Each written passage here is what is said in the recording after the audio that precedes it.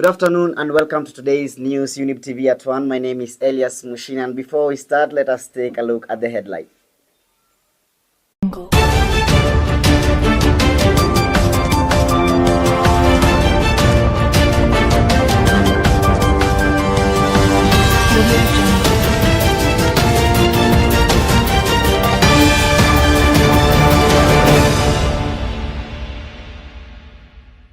$290 constituencies, and that number. I want to encourage you, take it as an isolated case. We as the government, we are not going to leave anything. The contract is coming to an end in April, and so far we only get statements that this process of absorption has begun, but the ministry and the government have not officially communicated. Welcome. The Independent Electoral and Boundaries Commission (IEBC) has announced that there will be no addition or reduction of constituency prior to the 2027 election, citing various challenges within the electoral body. In a media briefing on Tuesday, IEBC chairperson Erastus Ethokon pointed to straighten constitution deadlines, ongoing disputes regarding census data, and the necessity to maintain election readiness as the obstacle to boundary delimitation. Kenya has 290 constituencies, and that number, the commission, even if we were to conclude this boundary review ahead of the 2027 general election, and I say if, we cannot increase these constituencies beyond the 290. Neither can we reduce them to below 290, because it's the Constitution that capped them, that placed them at 290, nothing more, nothing less. Until the courts resolve that issue of that population census report, and the litigation around that is resolved, we can therefore not use that data for the discharge of our mandate. The County Governments Act has capped wards at 1,450. So again, there is the conflict between the County Governments Act and the Constitution of Kenya. So that's an issue that we have flagged, and we hope that Parliament will address that issue by amending the relevant law so that then it removes that contradiction in the law. For us, we're planning on a scenario where we do the best we can under the circumstances, we continue with the activities, and then while focusing also on the general election. After that, then we will resume and proceed to complete maybe within a year or even later or two. Demand for justice for the family of George Gadhu, the Karatina businessman who was reportedly shot and killed by a police officer 10 days ago, overshadowed his farewell ceremony, which took place earlier yesterday in the Gikororo village of Madira in Nyeri County. The solemn event, attended by family, friends, and Gadhu's business associates, also brought renewed attention to the National Police Service as speakers urged for murder charges to be filed against Peter Wamiti Mwangi, the police officer currently detained in the connection with Gadhu's shooting, which was captured on CCTV.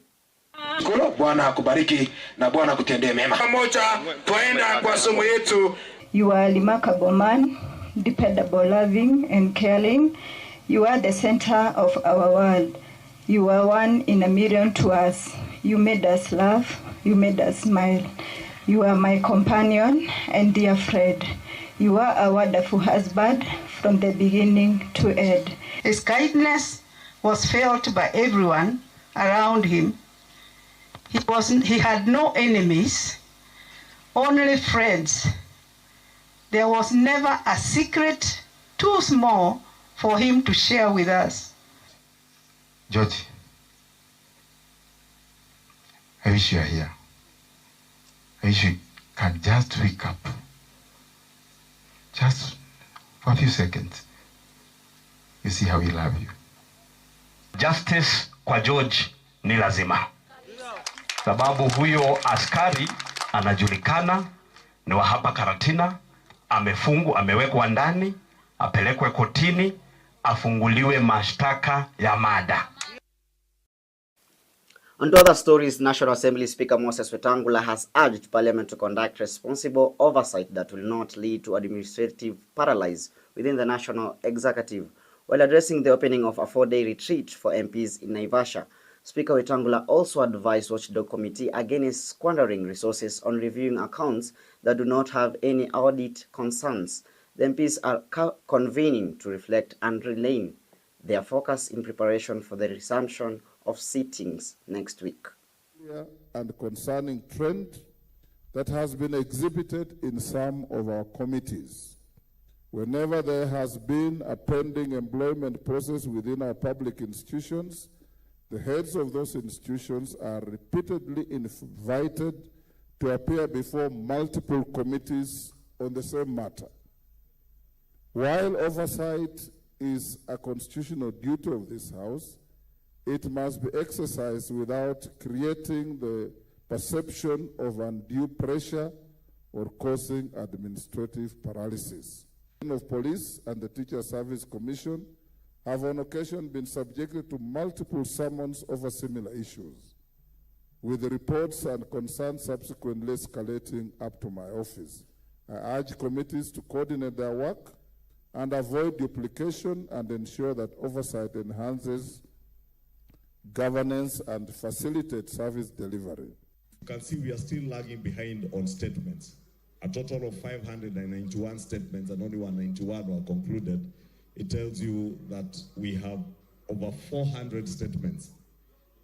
Statements requested by yourselves, many of them on behalf of your members, and 400 of them are still pending before committees. Universal Health Coverage UHC workers staged a protest outside Afya House located in Upper Hill, demanding the payment of overdue gratitudes and seeking clarification regarding the employment status. The demonstrators came from Kisumu, Homa Bay, and Kakamega counties. They gathered at Green Park bus terminus prior to march towards Afya House. The intention was to continue marching to additional government buildings such as the National Treasury and the Office of the Council of Governors in Westland to submit their petition. The contract is coming to an end in April, and so far we only get statements that this process of absorption has begun, but the ministry and the government have not officially communicated, and therefore we demand or we want an official communication.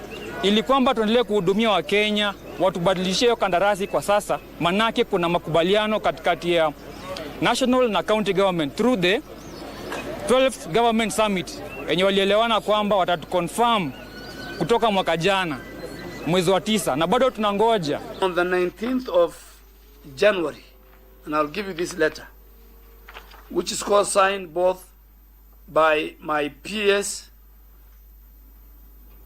Dr. Uma Oluga and Madam Mary Mwiti, Chief Executive Officer of Council of Governors, where they have written to the chairperson of the Commission on Revenue Allocation, asking her that the money is available, and we are advising CRA to add to the Division of Revenue Bill 2026 baseline an amount of 8,937,415,000, which is a total requirement to transition the UHC workers.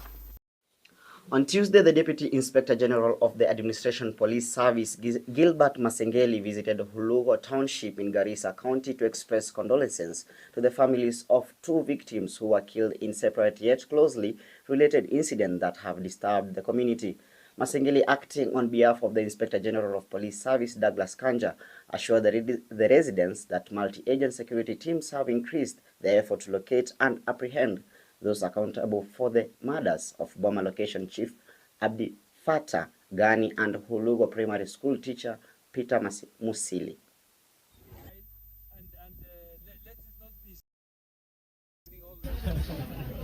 Aha.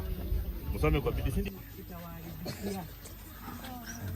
Leo kuja kwa sababu ya kuwajulia hali. Sawa. I want to encourage you, take it as an isolated case.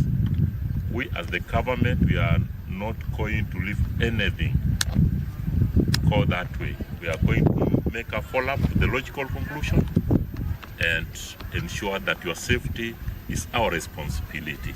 At all times, we'll make sure you are safe. About the request of escort during the closure and opening, that one is something you can just arrange and we will do it. There's no question about that, because their safety is our responsibility and it matters a lot to us. Thank you. Stay safe. Be well. And the story from Garissa County brings us to the end of our bulletin today. My name is Elias. Muchina. Do have yourself a wonderful day. Goodbye.